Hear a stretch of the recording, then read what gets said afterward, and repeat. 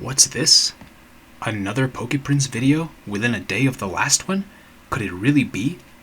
Don't worry, I got you guys. What's up, it's Prince of Asphodel. I'm coming with another video. This time, I had a theme, an idea, that I wanted to build around. I wanted to get the message out there that Support Pikachu with the Exp.Share is a really great supporter for beginners, or for those people who are more inclined to play supporters, who really feel like they want their existence to be beneficial to the team, but also are sick of getting not the greatest teammates in comparison to their opponents, and don't have much to carry with healers or traditional supporters. That was kind of a jumbled way of saying Pikachu wears the Exp.Share pretty well, and he's really helpful, but can still carry when things go wrong. Alright, so I went in and I got one match in Standard to see if I could get a good video on what I'm talking about, and I got this gem. So, right off the bat you can see our opponents have some medals. We are pretty consistently in ranks. I'm, of course, 2 ranks below the rest of my teammates. But, I'll just let you guys know, this wasn't quite an even field. But it really showcases the strengths of Pikachu really, really well. And there's another theme I want to touch on at the end of this video, at the end of this game, which is that you really want to understand which actions close the door on your opponent's chances to victory, and which ones open unnecessary doors that your opponents didn't have before, specifically with Rayquaza. Sorry to get all philosophical fortune cookie on you, but you'll see exactly what I mean by the end. Anyway, this video is about Pikachu, right? So I hopped into solo queue, called the top lane, put that Exp.Share on Pikachu, the other items, of course, being the Slick Spoon and the Cursed Incense, because if you're going to support, you might as well have some debuffs. Pikachu doesn't debuff naturally, but with the Cursed Incense, he gets rid of the healing, right? So, let's go.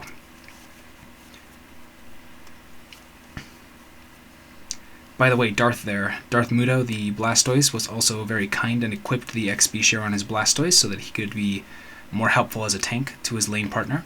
That's really awesome. Always love to see the Exp.Share. Of course, for those of you who don't know, if you're watching and you're a super new player, the Experience-Share basically makes it so instead of whoever last hits the objective gets more XP than the other who contributed at a 70-30 ratio, the Exp.Share makes it so that the Exp.Share holder always gets 30, and the non-Exp.Share holder always gets 100. So 100 plus 30 is actually more than 100%, right, of the usual 70-30. So not only are you collectively making more than 100% XP, but your partner is getting super fed because they're never not making 100% of the experience from the farm that they're around, that they contributed to the kills to, right? So it's really, really, really helpful. Now here, respect to my partner Mario J5. They were by no means a bad player, but they do have some shortcomings in skill compared to the opponents that we're facing, and that's going to become apparent in a little bit. But with the power of the Experience-Share, we're going to see what we can make of this situation. So you can see, I actually haven't been keeping track of who's last hitting. By the way, if you have 2 people laning, it's common courtesy to kind of split the last hits to make sure that not one person is stealing all of the Experience-Share.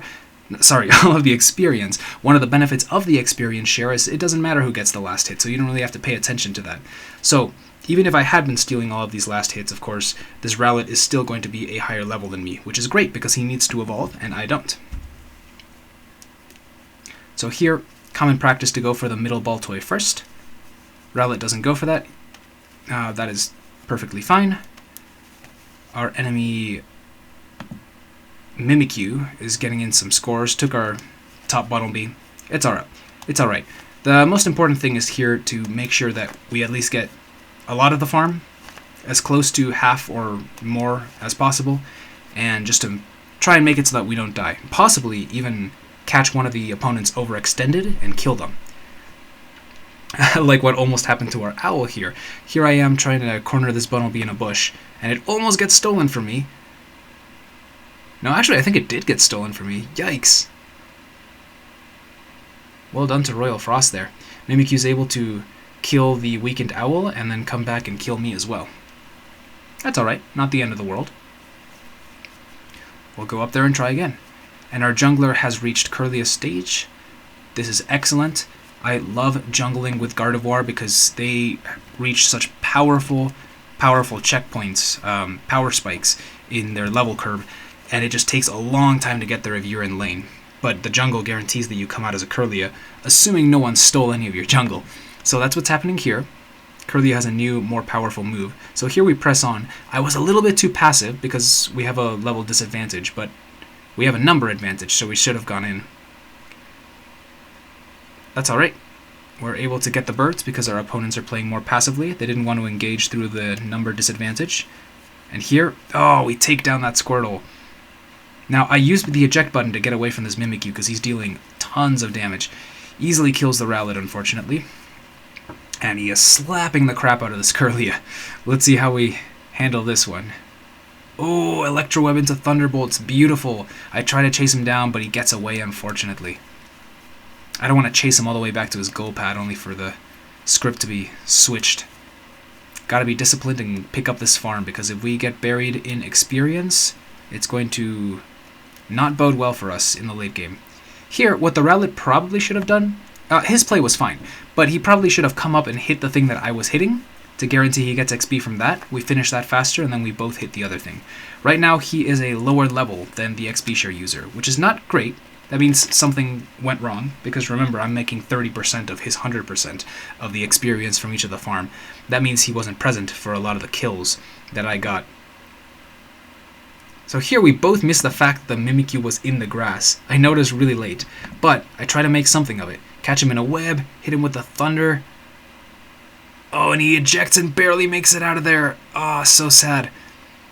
Now this Wartortle comes in to try and help his ally, and man, he got out of the web and immediately attacked the owl, who... Let's see here. Probably should have kept a bigger range from the Wartortle, from where he was shooting. But that's alright. Imperfections in our play happen.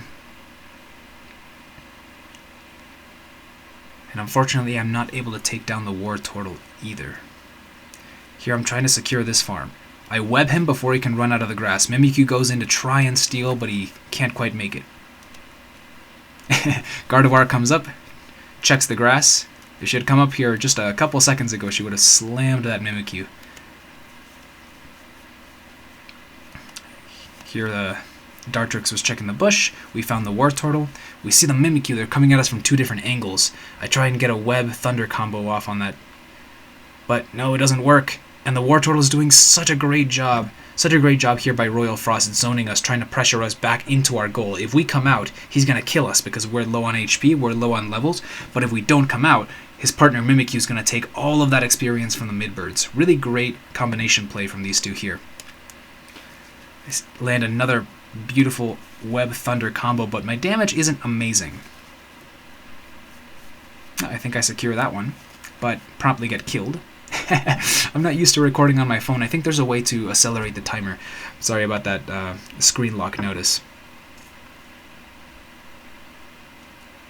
Alright, so killed again, but we're not doing terribly. Here, I was, for a second, heading back top lane, but then I take a good look at the map and say, no, wait a second, there's none of us up there. They have two. We're going to take a while to get back up there, because both of our top laners are dead. But it looks pretty even at the bottom lane, right? I can flip that, just give up the top Reggie that I'm probably going to lose if I go back top anyway, and go down and help secure that bottom Reggie. So I announce, there's a little exclamation point on the map, I announce that I'm going to the bottom lane so my team knows what to expect. Dartrix starts heading bottom, and he actually makes this clever little play, it seems, to stop by and take a Baltoy. It's always good to pick up experience whenever you can, and he definitely needs it. He's one level away from Decidueye, which is an awesome power spike in his character here. Now here I show up a little bit late. The battle has already been won thanks to that Gardevoir, but look, a Cinderace has appeared. That is perfect food. Together we make real short work of him. And, oh, it looks like Dartrix must have picked something up along the way because he comes down as a Decidueye. We get that Reggie, get a bunch of experience for all of us. Now, the enemy team chose not to get the top Reggie, and instead to just chip at our goals. Probably because this Mimikyu has an attack weight.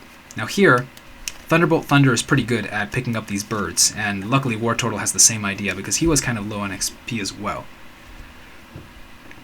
Oh, here I return because I heard Decidueye call out something like "I need backup" on the map. And I was looking, I was trying to find the Decidueye. I said, "Where are you? You're not even up there." He was behind us, and he was being chased by an Umbreon. Because he called out to us, I was like, "Oh, okay, I can help." It doesn't end up being the cleanest thing in the world. We could have just outrun him here, but I turn around and try and zone him out with Thunderbolt. Well, Umbreon has an ability that makes it so... It's on a timer, so it's not infinite, of course, but he has the shield around him that stops him from being crowd-controlled. It even says unstoppable on top of his health bar right there. That means the normal stun of my Thunderbolt isn't able to stop him. He marches right up to me and hits me with a mean look. That circle means I can't escape. He gets boosted auto attacks on all of his auto attacks as soon as, or whenever he's on that circle. And now, speaking of circles, we are surrounded here. This is super not good. Umbreon came from below, and the enemy already ripped the Regieleki, came down to engage us. This is not pretty. We thought we were unified down there. They were pretty unified up here. So I think the Gardevoir is going to stop, or at least was trying to stop the Regieleki. It does end up crashing. Now I'm going to the top lane to see if I can help control the situation, right? The Regi already crashed, so they have free scores, but they're lingering here. So I'm going to try and chip their HP as best as possible. And it works. We still have a war total against the Blastoise. Now this Blastoise is an absolute headache, because Thunderbolt Thunder is an attack that you place, and then it lands on that spot, right? But Surf is an attack that launches you forward, way faster than you would have gone in that direction if you had simply walked. So it's really tough to nail this Blastoise with a full combo if it's going to be surfing away. And he almost gets all three of us. Yeah, that was a good idea to spread out here. Luckily, I'm able to kill him with a Thunder before he gets any more of his shenanigans off. Getting trigger happy. I really want this farm. I don't want this farm to just stay on the map. I want it in my pocket in the form of experience. I see it. I think I remember seeing the enemy in our jungle, but we also have good numbers in our jungle. And I know that if our teammates are smart and retreat into each other, we have a good shot at winning that fight there. So here I stay on the pad a little longer than usual, really analyzing where I need to go. And I do see the timer pop up for the bottom Regi. And that's the one that's coming up first. So I say, okay, we're heading bottom. I do see that Decidueye and Gardevoir are in the jungle right now getting surrounded. So I say, okay, I'm going to go help. Now, one of the strengths of this Pikachu build is that it can spread damage really well in cluster fights. Because if multiple enemies are within range of each other, then they're all in range of Thunderbolt, right? And the beauty of that over something like this Blastoise here, for example, is they can hit great area of effect too, but they have to be right up there in the enemy's face. Whereas Pikachu can do it from the back, or even behind a wall, like some of the structures we see here. And it's really, really, really nice. And especially since the Cursed Incense is going to be debuffing their healing. That means anyone else who's in the fight is going to have an easier time killing them. So let's see what happens here. I arrive a little bit late. Decidueye has already been KO'd. Gardevoir's about to go down. I come in here, try and get the Cinderace. It was not the greatest use, but I have my Unite move. And here's where I decide to pop it. Boop. It doesn't actually end up dealing too much to these two, but it opens the way for the rest of our teammates to come in and turn the tide of the battle. So now I am trying to back off. That was an awesome Blastoise Unite, almost killed me there. They end up killing our teammates. And I just try and get as much damage out as possible. The fight did not go our way, sometimes that happens. But Decidueye's back, and so is Inteleon coming up from the back. Decidueye is able to unite, and together the two snipers finish off this fight. Alright. That is excellent. Let's go back to our protagonist, Pikachu here. Running back to the bottom lane. That Regi still hasn't broken, so there's still time for us to win it. Gardevoir has given up on the Regi. Did something kind of clever, going toward the top lane, picking up the farmer along the way. Because that's extra experience that we're going to get. We're going to want to show up with an experience advantage. Definitely at least not a deficit by the time Rayquaza shows up, right? Because that's the most meaningful objective on the map. And right now we're losing pretty badly in terms of score. But I'm not too worried about that. I haven't scored once, but that's alright. Because I know that we scored some, and it's not... We're not losing so badly to the point where Rayquaza isn't able to flip this. Alright? So we're just trying to practice good Mechanics here. We know the Reggie's important. We want to win the fight. We know there's going to be a group fight here. So I come back down. The Reggie's weak when I show up. I had seen the Cinderace. I hadn't seen the Azumarill. I'm going to come in here and try and deal damage. My damage doesn't end up mattering too much. The Decidueye gets a really nice secure on the Reggie. That was awesome from the Decidueye there. Great job, lane partner. Doesn't even feel like we're top laners in this section of the game. That's because we're doing a good job of rotating. Now, this big bird, everyone always likes to leave him because there's always something like, oh, we ran out of time, we really need to group up top, or we really need to group up bottom, and he just takes forever to kill. But he's worth a lot of experience. He's worth, I think, slightly more than double the XP of a little bird. So somewhere between 2 and 3 little birds is the XP that that big bird is worth. So I'll happily pick that up on the way up here. Now here, I should have checked the minimap. I came up here expecting the Reggie to almost have been taken down, and it was not down to half yet. So by the time I see his HP, I'm saying, whoops, I definitely should not have pressed up this high. The Blastoise, of course, zones me right out. And Inteleon starts hitting him from the back. Right now, I don't want to be in this Blastoise's face. I want to keep my distance because the matchup between Pikachu and Blastoise has to do with how well Pikachu can keep his distance from Blastoise. Blastoise has a shorter range than Pikachu does. Now, I should have been hitting this Umbreon here because his HP is lower thanks to Inteleon, and that's exactly what I switched to here, I believe. Oh, I'm able to unite them again, and it deals enough damage to where I can finish off the Umbreon with a Thunderbolt Thunder combo. I get trapped in the mean look, but luckily it's not enough to get killed, unless I get killed by the Surf here. Ooh, close. No, I eject button out of the way, and our own Blastoise comes from out of the jungle and secures the kill. Now here I make a mistake. I say, okay, so they just got killed. I'm carrying this 40 points. I haven't scored at all. The lane looks clear. I should have known. There's no way they're going to leave this lane alone. They can see that Reggie on the map. They're walking up this lane as we speak. I really didn't think that through. I saw it out of the corner of my eye at the very last second, the Mimikyu coming out of the jungle. Of course, this Azumarill just throws a gigantic wrench in my plans. I have spent my eject button trying to get away from Blastoise. I throw down a combo here just to get as much damage as I can on this Azumarill before I inevitably die. And I do, unfortunately, die. Mimikyu has picked off our Blastoise. Inteleon comes back into the fight. We'll see how well these squishies can do because Umbreon is back there as well. I'm heading up to the top lane again. Gonna try and help out my team, who is not looking too hot. This Mimikyu is tearing us apart. I'm able to electrify him. He tries to dash up toward me, deals a lot of damage, but I'm able to kill him. Luckily, I had all of my HP there. We take down the Cinderace. We're walking forward. Does this Reggie actually pop? I can't quite remember.